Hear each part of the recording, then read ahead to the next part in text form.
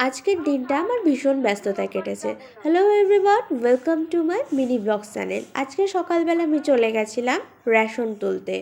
দেন তারপরে বাড়ি এসে ব্রেকফাস্ট করতে করতে দেখলাম পাড়ায় একটা বয়স্ক লোক ভ্যানে করে কিছু গাছ এনেছে। আবার কি, দুটো গাছ কিনে নিলাম। আর এখন তো শীতকাল, জানোই বিভিন্ন ধরনের গাছ আসে। তো তার মধ্যে মায়ের এই গাছটা পছন্দ হয়েছিল বলেই ফুলের গাছটা নিয়ে নিলাম। আর আজকে ছিল শ্যাম্পু করার ডেট, তাই ছাদে রোদ থাকতে থাকতেই তাড়াতাড়ি শ্যাম্পু করে ছাদে চলে এসেছিলাম চুল শুকাতে। আর চুল শুকাতে শুকাতে দেখছিলাম পাশের বাড়ির একটা কাকিমা ছাদে বড়ি পাহারা দিচ্ছে। আচ্ছা, তোমাদের ওখানে কার কার বাড়িতে বড়ি দেওয়া হয়ে গেছে একটু জানিও তো। তো কাকিমার সাথে একটু কথা বলার পরে আমি চলে গেছিলাম নিম পাতা পাড়তে।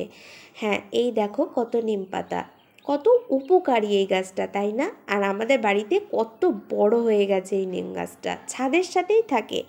আজকে আমি এই নিম পাতা পাড়ছি, কিছুটা ভাজা খাবো আর কিছুটা দেব গাছে স্প্রে করার জন্য যাতে পোকা না লাগে। কারণ আমার দিদি বলেছে নিম পাতা যদি তুই জলে ফুটিয়ে সেই জলটা ঠান্ডা করে গাছে স্প্রে করিস তাহলে নাকি বলে আর পোকা থাকবে না। তো সেই জন্য আমি পারছিলাম।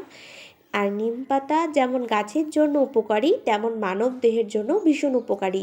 শুনেছি এই নিম পাতা আর উচ্ছে দুটো একসাথে পেস্ট করে যদি তুমি পা দিয়ে ওটাকে পাড়াও তাহলে নাকি যে ঘ্রাণটা তোমার নাক দিয়ে যাবে সেটা নাকি বলে সুগারের রুগীদের জন্য খুবই উপকারী।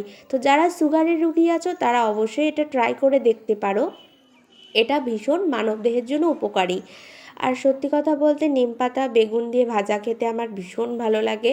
তো মাকে ভাবছিলাম বলবো এখন কিছু ভেজে দিতে, তাই একটু বেশি করেই আমি তুলে নিচ্ছিলাম। আর নিম গাছটা কতটা বড়, এই দেখো, অনেকটা বড়, তাই না?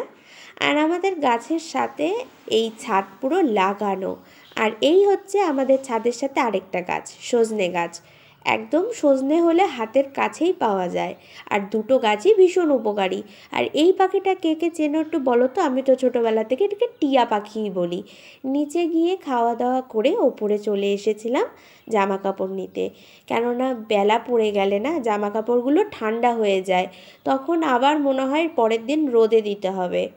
তো জামা কাপড়গুলো আমি তাড়াতাড়ি করে তুলে নিচ্ছি, যাতে তাও কিছুটা দিচ্ছি ঠান্ডা হয়েই গেছে। নিচে গিয়ে আবার এখন সবজি বানাতে হবে রাতের ডিনারের জন্য। ডিনারে থাকছে আজকে শীতের সবজি দিয়ে খিচুড়ি। দারুণ ডিনার আজকে রাতের জন্য। তো আজকে আমি এখানেই এই সবজি খিচুড়ি দিয়ে শেষ করছি।